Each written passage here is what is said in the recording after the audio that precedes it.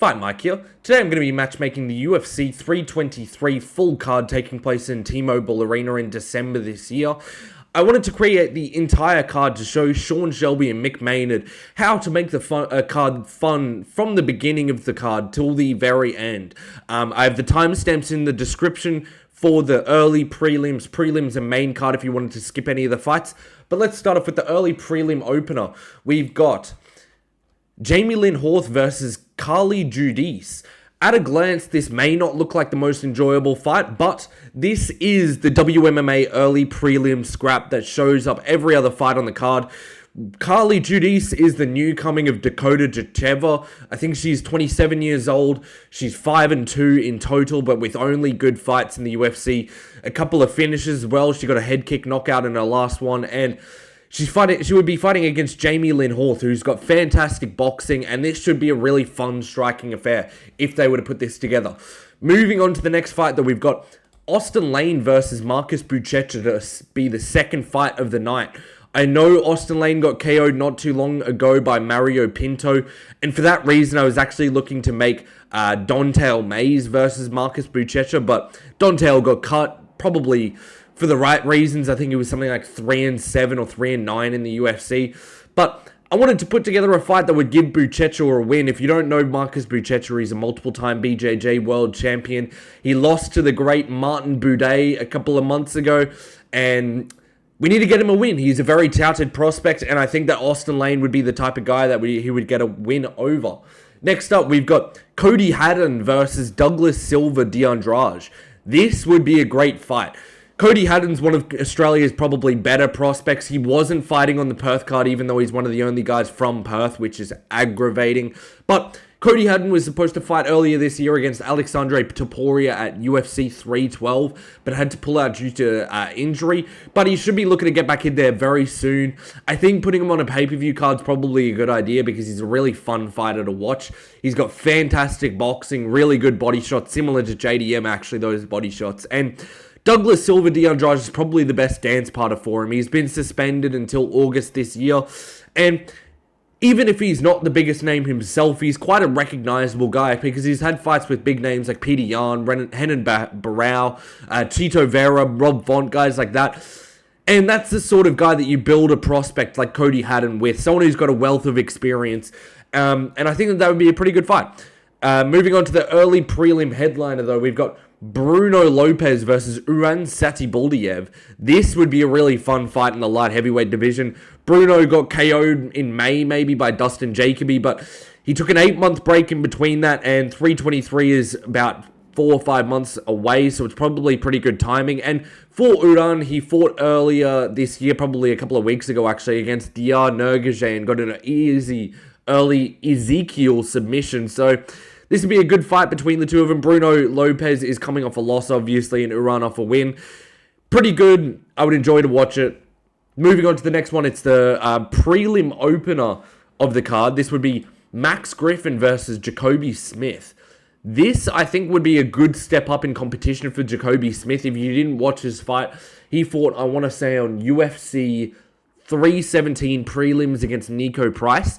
And although he dominated Nico and he got a win and submitted him in the second round, he didn't look very good, especially after like the first couple of exchanges. He gassed out really bad. So Max Griffin, he's got good cardio. He's not great anywhere, but he's good everywhere. So it's a good test for Jacoby Smith. And the thing is that Max Griffin has had some really easy matchups recently.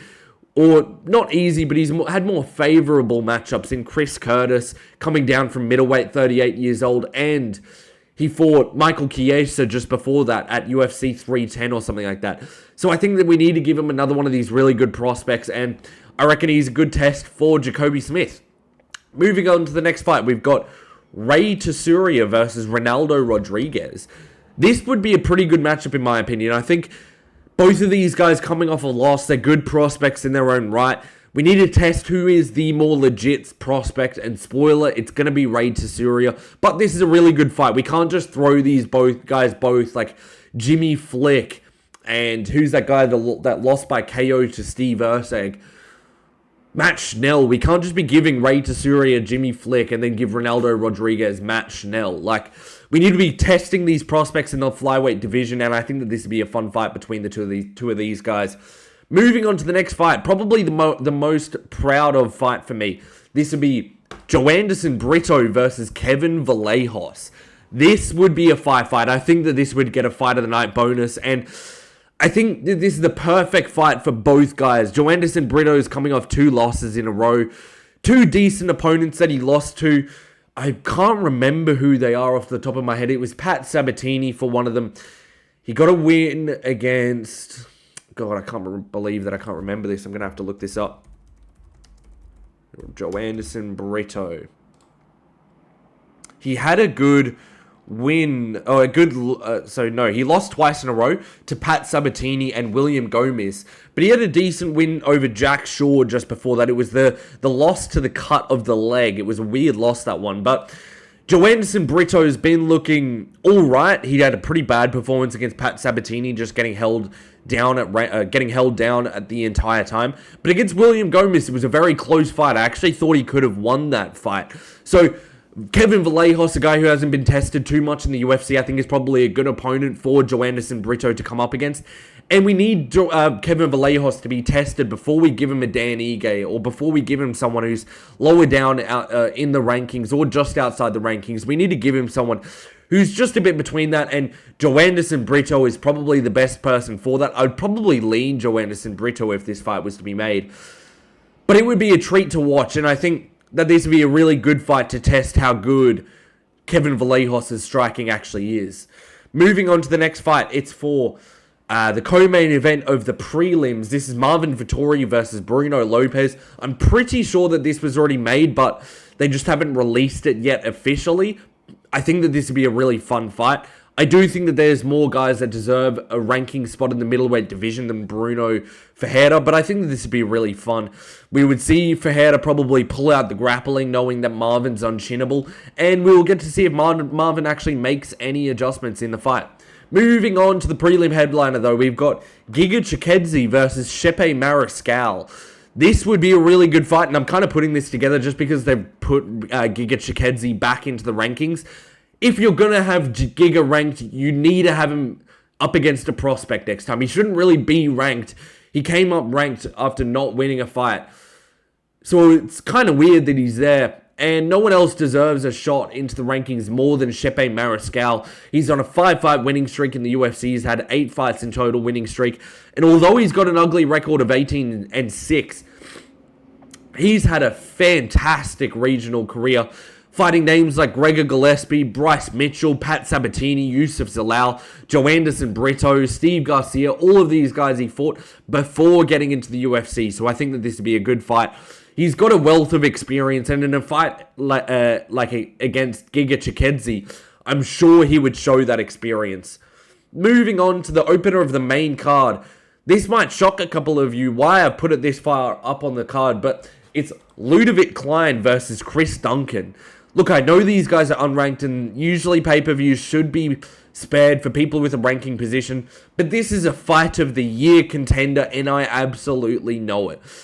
I wanted Chris Duncan to get a ranked opponent after his fight of the month fight against Mateusz Raumbetsky, but I think that this is the next best thing. If you're going to give Chris Duncan anyone else, if it's not a ranked opponent, give him Ludovic Klein, who just fought Mateusz Gamrot, was on like a 7-fight unbeaten streak in the lightweight division. And these guys are going to put on a really, really good fight. Chris Duncan fights like a lightweight version of DDP with slightly more activity on the feet maybe, but it's actually quite a similar style to DDP, but just more one shot at a time. Doesn't really throw as much combinations, and really nice elbows and knees. He's like the way that I describe him, he's a mix between RDR and DDP is Chris Duncan. And Ludovic Klein is a really electrically fast, very powerful. He kind of reminds me a little bit of, God, why have I forgot his name? He reminds me a bit of Rafael Fiziev without the kicks. And I think that this would be a fight of the year contender. Both of these guys would be throwing leather at each other. They would put some damage on each other. And this would turn people into fans of both of these guys. We can't have Chris Duncan fighting Mateusz Raumbetsky on a co-main event of an Apex card and have Elvis Brenner versus Esteban Ribovic on the same Apex cards. We have those guys open main cards, I think. If you're going to have these guys fighting in or not just if you're going to have them fighting, but I think if you're going to put these like fun prospects up against each other, put them on the main card, because it's always going to be a good fight, and then you get a good bit of backing behind these guys in the unranked part of the division. Moving on to the next fight, which would be Jamal Hill versus Volkan Oezdemir. One of these guys getting knocked out 100%, and I'm here for it. I think Jamal should be looking for easier matchups in this, but he's too high up in the light heavyweight division for the UFC to allow it. I think the lowest that they're going to give him is a Volkan Oezdemir matchup, and I still think that Volkan probably sleeps him out cold. Volkan hasn't fought, though, since the Olberg fight over a year ago. So if I'm Jamal Hill, I'm probably thinking that it's a good matchup because he hasn't fought for over a year by this point. It'll be like 15 months since the Olberg fight and since UFC 323. So I think if I'm Jamal Hill, this is the only fight that sort of leads into his favor. Moving on to the feature fight, though. This has sort of been made but not announced yet. Brandon Moreno versus Tatsuro Taira. I hope that this is the fight to take place. This will be a very fun fight between the two of them. Both guys do need one more win and haven't fought each other, so this is kind of the only matchup you can make in the top 5 of the division. Everyone else has fought each other in the top 5. We also need to see for these guys, if they're going to get a fight against Pantoja, we need to see the adjustments to prove that they're worthy of that fight. We need to see if Taira has made the adjustments in his striking against a good counter grappler. We saw last time out against Brandon Royval that he didn't look fantastic in that fight. And Brandon Moreno needs to show us that he's not going to get outdone and just outworked like he did in the Brandon Royval fight. I think having both had their last losses be to Royval and both be coming off a win each, I think Moreno and Taira is only coming off 1 win each. I want to say Moreno is coming off a win against Amir Albazi and Taira over Hyun-Sun Park. I'm going to check Brandon Moreno, because I'm not sure if that... No, he fought Steve Erceg. That's right, in between there. And even though Steve Erceg's a good fighter, we can't be giving people title shots off a Steve Erceg win. So I think that this is probably the best fight to be put together. It hasn't been officially put up, but I think that this is going to be the one to place. Actually, they have made it official. I can see it here. Maybe it's not official. It's on the Wikipedia page against Tatsuro Taira. It would be a good fight. I just don't think wins over Amir Albazi and Steve Erceg give you a title shot. And for Tatsuro Taira, a win over Hyun-Sun Park doesn't give you a title shot. I'm sorry, he was unranked. But I think this would be a really fun fight to take place. And we would get to see the improvements from both. Moving on to the co-main event of this card, though, I would put together Pantoja versus Joshua Van. I think that this is pretty much going to happen on this date, partially because Moreno versus Taira is on the card, and they're usually likely to have a reserve for a title fight. And I just think the build-up of this fight, having Taira versus Moreno just before it, I think it will make it really, really interesting. And from a business standpoint, I don't know if Pantoja is at the level of stardom where he can headline a card. I don't think his fight card of 310 got enough hype that it deserved. Whereas watching him on UFC 317, people were talking about that for weeks to come. I think he actually gets more shine on these bigger pay-per-views as a co-main event.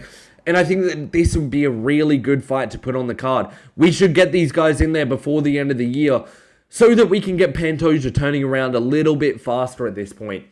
Moving on to the main event, though, we've got Volk versus Murphy. I think that this has to go down December. I have like an 80% chance and confidence that it's going to go down. We've seen that Volk's been calling for this fight. Lerone Murphy accepted this fight. And I think that Volk, unless he's below JDM on a card, should headline his own card every day of the week. He's such a big star here in Australia that I think that if they want to capitalize on the fan base while they've still got Volk headlining title fights, they need to put him as the headliner of the card, the marquee of the card. And Lerone Murphy deserves it. He got a big win over Aaron Pico. And if they're not going to reward him with his short notice win against a guy who's not even in the promotion, if they're not going to reward him with a title shot, which they said that they were going to reward the winner of Evloev versus Pico, if they're not rewarding the winner of Pico versus Murphy, it sort of just dissuades guys from taking those sorts of matchups in the first place. So Lerone Murphy versus Volkanovski for the featherweight title in December should be the main event. Let me know what you think of this entire card. Do you think that it's possible for them to put it together? I personally think that budgeting wise the UFC could put it together. And before I end the video, I just wanted to say what my thoughts were around like a pay-per-view card. If you're going to be putting it together so many fight nights, so many Apex cards, I think there should be some sort of structure to it. I think the pay-per-view should have a bunch of ranked fighters on it, and then the only unranked fighters on the cards should be guys who are good prospects in their own right. So that's why I had guys like Joe Anderson Brito versus Kevin Vallejos on the card. I think Kevin Vallejos is wasted in the Apex because no one will know who he is. Or having a Ludovic Klein versus Chris Duncan. That should be on the main card of a pay-per-view because we know it's going to be a fun fight. Over fights like maybe a Marvin Vettori versus Bruno Ferreira, which isn't really going to be a fun fight. My thinking of pay-per-views, it should be a lot of ranked fighters and then fun fights and prospects on it. Then Fight Night should have more fun fights. More fights like this one. This one is a perfect Fight Night card where it's got two guys with not the best names, but they're good fighters and they should be on a good Fight Night. They should be on an early prelims of a Fight Night card. And then Apex cards should have fights like this or fights like this. I think it should be really proportional to what should be on an Apex card. I think Oven San Prue should be on an Apex card. That's the sort of fighter. So let me know what you think of the card in the comment section below. What could be better? What could be worse? As always, if you enjoyed the video, leave a like and a comment, and I'll catch you next time. Peace.